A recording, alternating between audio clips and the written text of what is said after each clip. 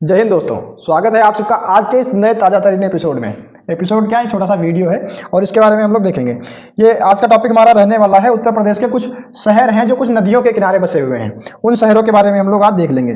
कुछ शहर हैं पूछे जाते हैं, वैसे तो है बहुत सारे। जैसे गंगा नदी है तो 28 शहरों से होकर के गुजरती है, 28 जिला हैं, तो सारे के सारे थोड़ी ना देखेंगे। कुछ इंपॉर्टेंट है जो एग्जाम में बार बार आते हैं, हम उनके बारे में देखेंगे। जैसे सबसे पहला हम अगर देखें गाजियाबाद और गौतम बुद्ध नगर, ये दोनों के दोनों अगर देखा जाए तो दोनों हिंडन नदी के किनारे हैं। कहाँ है?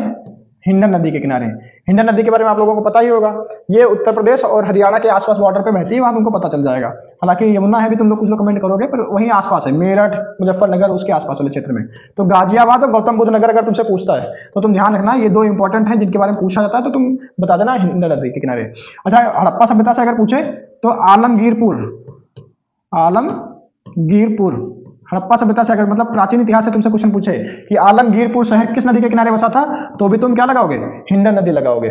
ठीक है, ये क्या है? ये हड़प्पा सभ्यता का सबसे पूर्वी शहर है। अगर तुमसे ऐसा क्वेश्चन पूछा जाए हड़प्पा सभ्यता का सबसे पूर्वी शहर बताओ, तो आलमगीरपुर लगा देना। ठीक है, उत्तर प्रदेश के मेरठ वाले क्षेत्र में हो जाएगा। ये कहाँ हो जाएगा? उत्तर प्रदेश के मेरठ वाले क्षेत्र में, है ना। तो उत्तर प्रदेश के मेरठ वाले क्षेत्र में होता है। तो मेरठ, गाजियाबाद, गौतम बुद्ध नगर, मुजफ्फरनगर, ऐसे तुम लोग लगा सकते हो। ठीक है, अगला देख लेते हैं। आगरा, मथुरा और इटावा, ये तीनों के तीनों किस नदी के किनारे हैं? सब लोगों को पता होगा। भले ही मथुरा इटावा ना पता हो, लेकिन आगरा पता होता है सबको। आगरा कहाँ है? यमुना नदी के किनारे। आगरा कहाँ है? यमुना नदी के किनारे। तो इसको ध्यान रखेंगे। यमुना नदी कहाँ है? यमुना नदी उत्तर प्रदेश और दिल्ली के बॉर्डर पे बहती हुई है नदी है, इसके बारे में ध्यान रखना। यमुना नदी कहाँ बहती है? यूपी और दिल्ली के बॉर्डर पे। किसके बॉर्डर पे? दिल्ली। कई बार हरियाणा भी आ जाता है ऑप्शन में, दिल्ली नहीं दिया होगा तो क्या दिया होगा? हरियाणा दिया होगा। तो भी हम लोग ध्यान रखेंगे, उत्तर प्रदेश और हरियाणा के बॉर्डर पे बहने वाली नदी कौन हो जाएगी? तो ये यमुना नदी हो जाएगी। ध्यान रखना, आगरा, मथुरा और इटावा। इटावा ध्यान रखना, क्योंकि ये वाला तुम लोग भूल जाओगे, आगरा मथुरा याद रहेगा, इटावा भूल जाओगे, इसको ध्यान रखना। अगला देखते हैं, शेरपुर। अच्छा, शेरपुर तो सुना ही नहीं होगा। कितने लोगों ने सुना है शेरपुर? बताएं जिन्होंने सुना है। ये है बलिया। ठीक है, शेरपुर कहाँ है? बलिया में। ठीक है, तो इसको ध्यान रखेंगे। तो शेरपुर यानी बलिया, गाजीपुर, ये दोनों के दोनों शहर कहाँ हैं? ये गंगा नदी के किनारे हैं। अभी मैंने बताया था ना थोड़ी देर पहले कि गंगा नदी बहुत सारे जिलों से होकर के जाती है, उत्तर प्रदेश के लगभग 28 जिलों से। कितने जिलों से जाती है? 28 जिलों से होकर के जाती है। ठीक है, तो सारे तो नहीं बताएंगे, वो बताएंगे जो पूछे जाते हैं, तो इनको ध्यान रखना। अच्छा, पिछले वीडियो में मैंने एक क्वेश्चन पूछा था गंगा नदी से कि गंगा नदी प्रवेश किस जिले से होकर के करती है और निकास किस जिले से होता है, मतलब उत्तर प्रदेश से बाहर किस जिले से होते हुए निकल जाती है। तो प्रवेश करती है तुम्हारा बिजनौर से। कहाँ से करती है? बिजनौर से। तुम लोग कमेंट किया करो, जिसको पता हुआ करे वो लोग कमेंट कर दिया करें। और निकास कहाँ से होता है? ये बलिया से हो जाता है। ठीक है, कहाँ से निकल जाती है बाहर? तो बलिया से होते हुए बाहर निकल जाती है। तो टोटल 28 जिलों से होकर बहती है। हमको सारे नहीं पढ़ने, बस दो याद रखने हैं, शेरपुर यानी बलिया और गाजीपुर, ये दो पूछे जाते हैं। बलिया डायरेक्ट नहीं पूछा जाएगा क्योंकि सबको पता होता है कि वहीं से होते हुए बाहर निकल रही हैं। तो शेरपुर ऑप्शन में हो सकता है मिल जाए, ऐसा पीसीएस के कई सारे एग्जाम में देखा गया है। और तुम कहोगे पीसीएस का थोड़ी ना देने जा रहे हैं, तेरे तो उत्तर प्रदेश का जा रहे हैं, लेकिन क्या ही भरोसा, 50 लाख लोगों से कंपटीशन भी तो करना है तुमको, तो ध्यान रखना है। अब देखो, मुरादाबाद, बदायूं और बरेली, ये तीनों के तीनों शहर रामगंगा नदी के किनारे हैं। किस नदी के किनारे हैं? रामगंगा नदी के किनारे बसे हुए। तो इसको भी ध्यान रखना, रामगंगा नदी भी इंपॉर्टेंट है।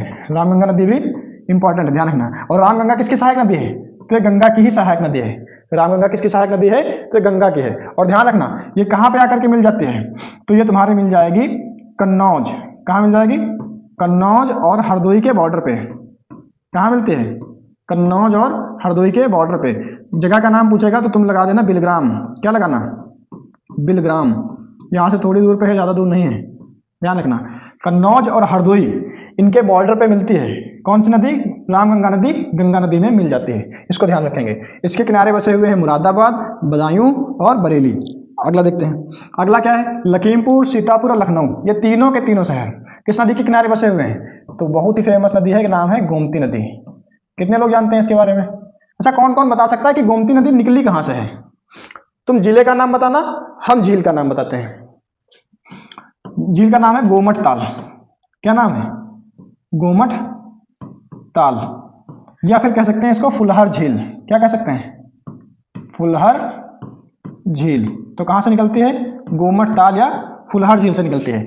और तुमको बताना है इसके जिले का नाम कि किस जिले में फुलहर झील है तुम्हारी। ठीक है, ये तुमको कमेंट बॉक्स में आंसर करना है।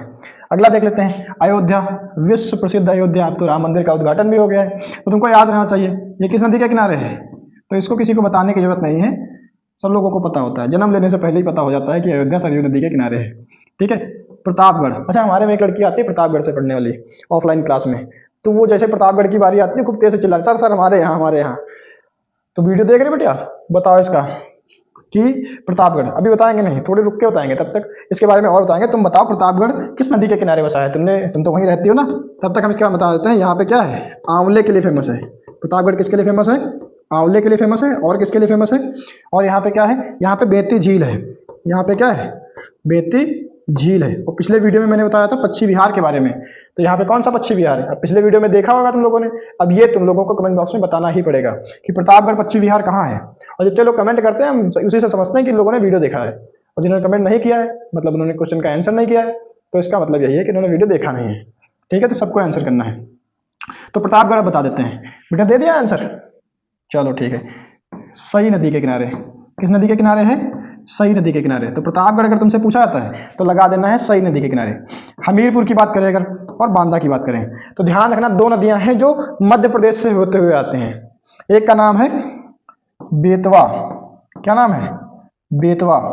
बेतवा नदी जो है यमुना में मिल जाती है। बेतवा किसकी सहायक नदी है, तो ये यमुना की सहायक नदी है, इसको ध्यान रखना।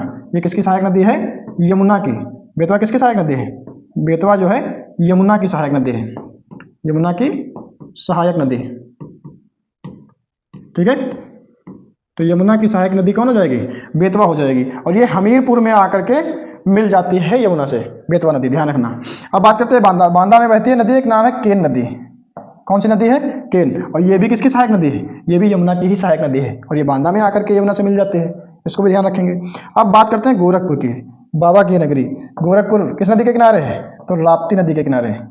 ध्यान रखना, गोरखपुर किस नदी के किनारे है, राप्ती नदी के किनारे है। तो बस इतना ही थे, ज्यादा कुछ था ही नहीं। तुमको बस ये वाला आंसर करना है कि फुलहार झील किस जिले में है, और बहुत ही आसान है, ऐसा बताने लायक कुछ बहुत ज्यादा कठिन है भी नहीं। अच्छा एक बात बतानी है तुमको, एक बात ये बतानी है कि जितने सारे लोग देखते हो वीडियो, अगर अच्छी लगती है ना वीडियो, लगता है कम समय में ज़्यादा कंटेंट तुमको मिल जाता है, तो इसको शेयर कर दिया करो अपने दोस्तों के साथ में जो और तैयारी कर रहे हैं। उनको भी कम से कम पता लग जाए कि हाँ एक ऐसा भी प्लेटफॉर्म है जहाँ पे फ्री में छोटे छोटे टॉपिक कवर कर लिए जाते हैं, जहाँ पे कोई पेड कोर्स नहीं चलता, कोई बहुत बड़ा चैनल नहीं है। बस अपने दोस्तों के साथ शेयर कर दोगे तो उनको भी ये जानकारी मिल जाएगी, वो भी इसका लाभ ले पाएंगे, और हमको भी बनाने का थोड़ा मोटिवेशन मिलता रहेगा कि हाँ वही कुछ लोग नहीं देख रहे हैं जो पिछला वीडियो देखे थे, वही कुछ लोग अभी देख रहे हैं। हमको भी थोड़ा मोटिवेशन रहेगा कि कुछ नए बच्चे और आएंगे अगले वीडियो पे, तो हम कुछ और नया करने का प्रयास करेंगे, उससे फायदा तुम्हारा ही होगा। और वैसी बात है, मेरा भी फायदा होगा पर तुम्हारा भी फायदा होगा, क्योंकि जितना मोटिवेशन हमको मिलता रहेगा उतना कंटेंट में और अच्छा हम करने का प्रयास करेंगे। तो कोशिश करना, अपने दोस्तों के साथ शेयर भी कर सकते हो, अपने स्टेटस भी लगा सकते हो। तुमको मैंने अच्छी अच्छी जानकारी दी और कम से कम समय में देने का प्रयास किया है। तो आप लोगों को मैंने बताया वही सारे शहर हैं जो बहुत ज़्यादा पूछे जाते हैं, जिनके पूछने की उम्मीदें ज़्यादा हैं।